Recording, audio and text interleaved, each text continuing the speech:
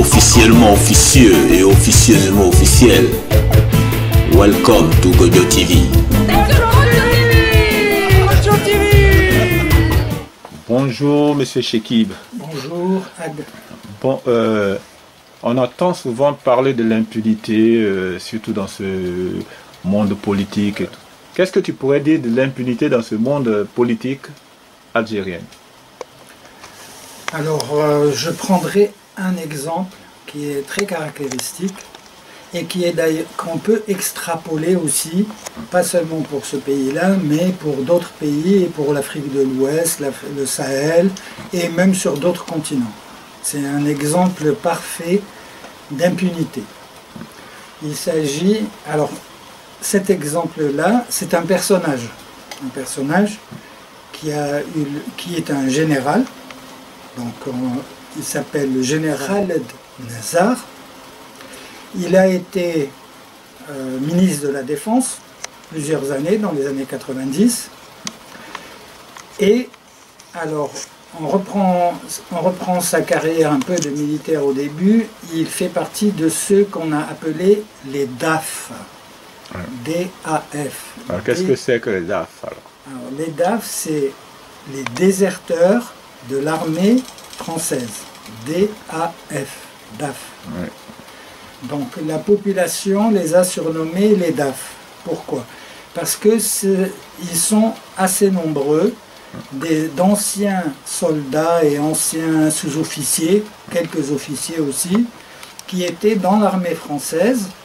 Et à l'indépendance de l'Algérie, ou 6 mois avant, ils ont été emmenés, c'est une opération spéciale française, ils ont été emmenés de France en Tunisie et quelques-uns au Maroc pour rejoindre ce qu'on appelait l'armée des frontières de l'armée algérienne.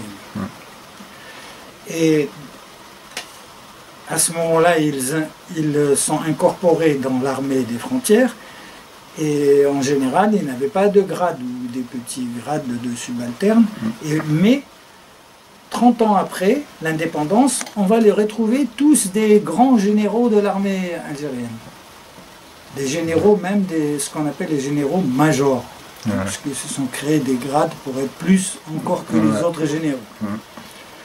Et donc cet exemple du général Khaled Nazar est très significatif de l'impunité que peut avoir durant des décennies ou toute une vie, mais bon, lui, il y a quand même un bémol, mais qu'un criminel peut avoir, soit un criminel, soit un voleur, c'est-à-dire quelqu'un de corrompu, et souvent c'est les deux en même temps. Souvent, il est à la fois corrompu et criminel.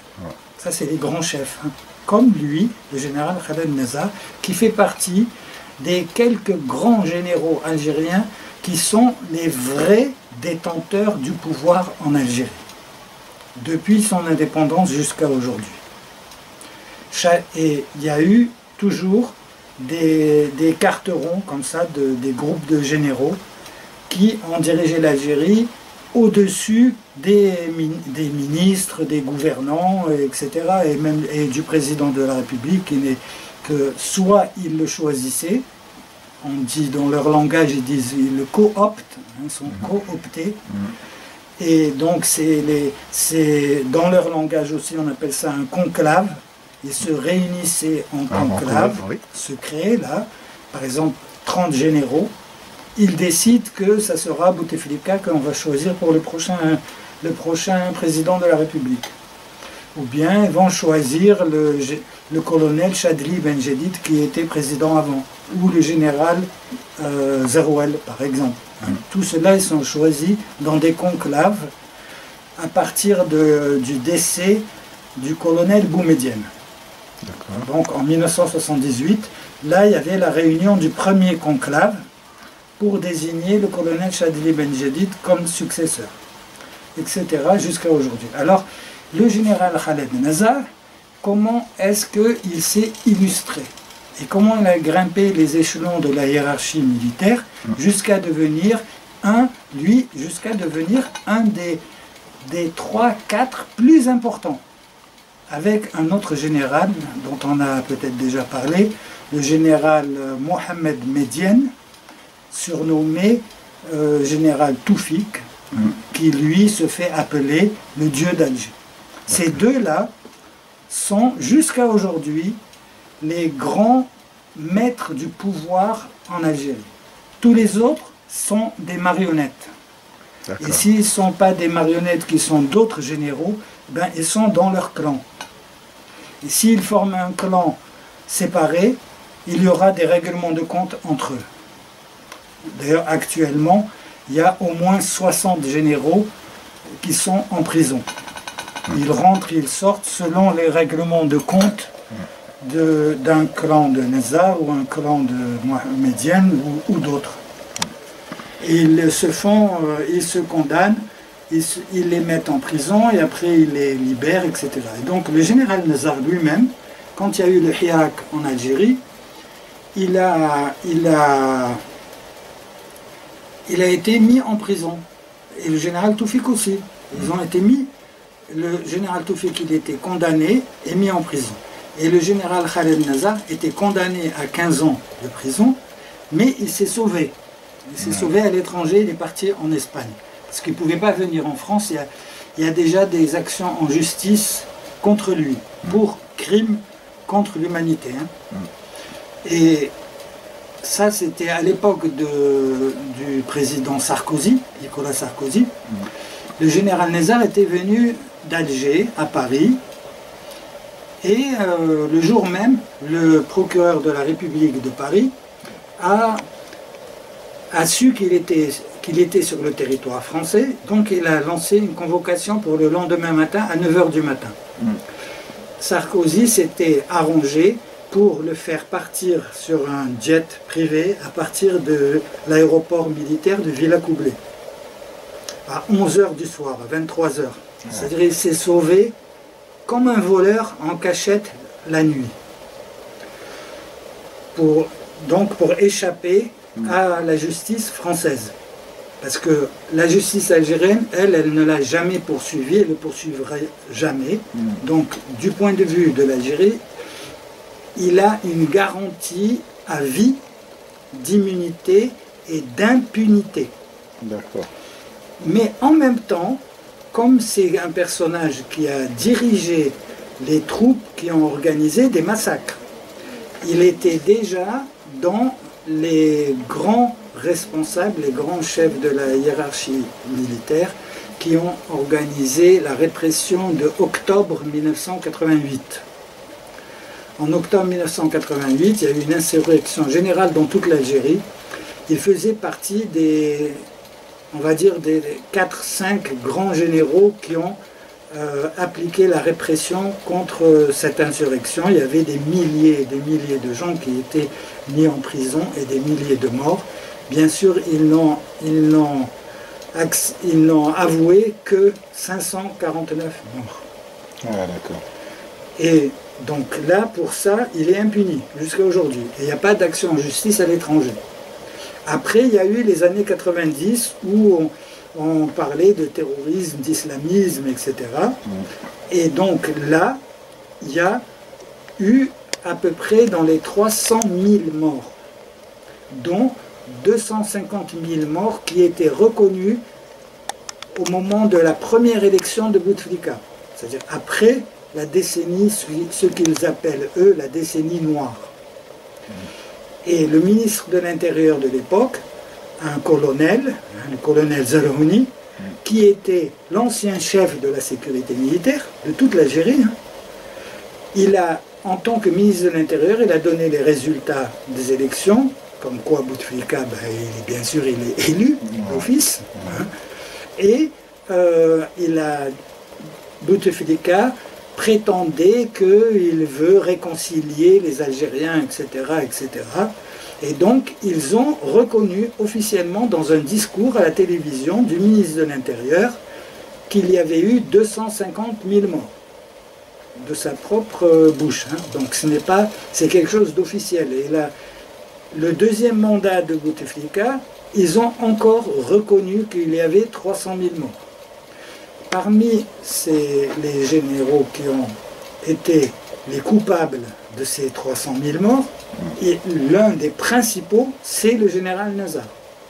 Ce qui fait qu'après, pendant une décennie, et ensuite à partir des années 2000, il y a eu beaucoup de familles de morts, et des familles de gens qui avaient été torturés, et des familles de disparus qui ont porté plainte.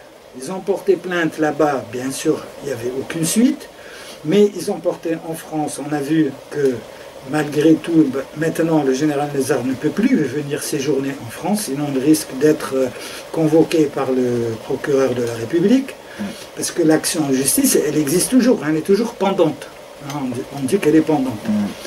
Et parallèlement, il y a eu, il y a 12 ans de ça, des familles, des représentants des disparus, etc., qui ont porté plainte en Suisse.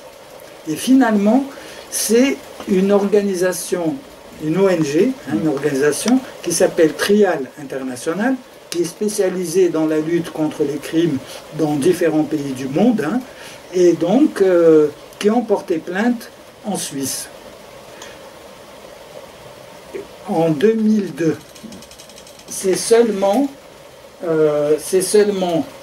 le 28 août 2023, donc presque 12 ans après, qu'il y a eu une suite. Juste là, ces jours-ci, il y a environ une semaine.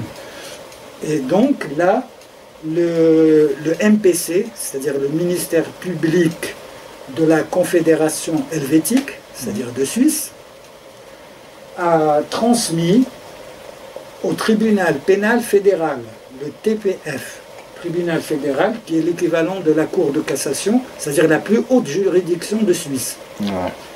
Il a transmis un acte d'accusation à l'encontre du général Khaled Nezzar. Mais est-ce que ça peut servir, ça, puisque ils sont tous protégés? Oui, mais ça veut dire que le général Khaled Nezzar ne pourra plus remettre ses pieds en Suisse.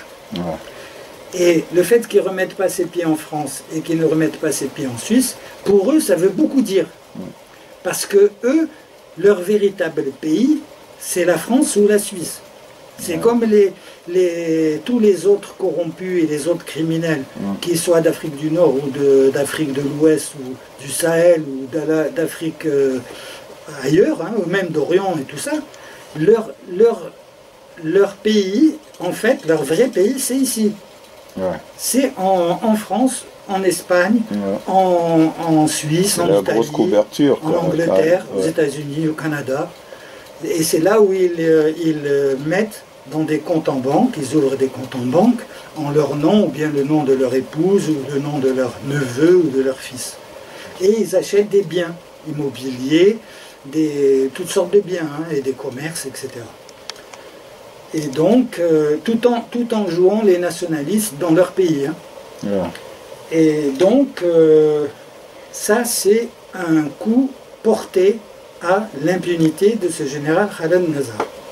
C'est le fait que, malgré tout, au bout de 12 ans, il y a un acte d'accusation. Donc, ça veut dire que le tribunal fédéral de Suisse, tribunal pénal, engage une poursuite à l'égard de ce général Khaled Nezzar pour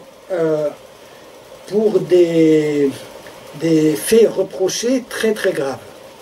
De quoi il s'agit? Il s'agit de crimes de guerre sous forme de torture, de traitement inhumain, de détention, de condamnation arbitraire et de crimes contre l'humanité sous forme d'assassinat qui serait déroulé entre janvier 92 et janvier 94.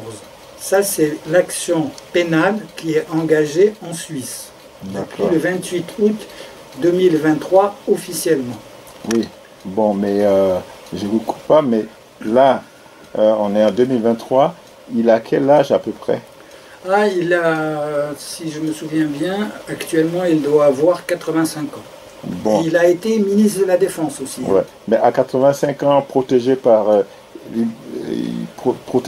toutes ces lois-là qui le protègent, maintenant on reconnaît, la première plainte est posée, bah, à combien d'années encore qu'ils vont mettre ça en pratique? Parce que oui, c'est ça, parce que s'il a fait le truc et puis 12 ans plus tard, on le convoque, et après combien d'années il va arriver, il aura déjà 100 ans.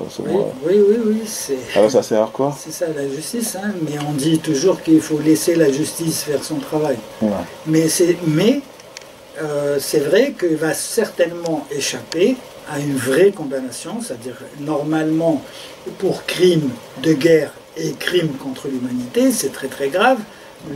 En général, quelqu'un qui est condamné, que ce soit par un tribunal fédéral suisse ou une autre cour d'un autre pays, ou même de la CPI, la Cour pénale internationale, en général, c'est des gens qui s'exposent à des peines et des condamnations à 10, 20 ou 30 ans de prison, hein, et des fois même à perpétuité, parce que les crimes de guerre et les crimes contre l'humanité, c'est parmi les crimes les plus importants du monde. Hein, ouais.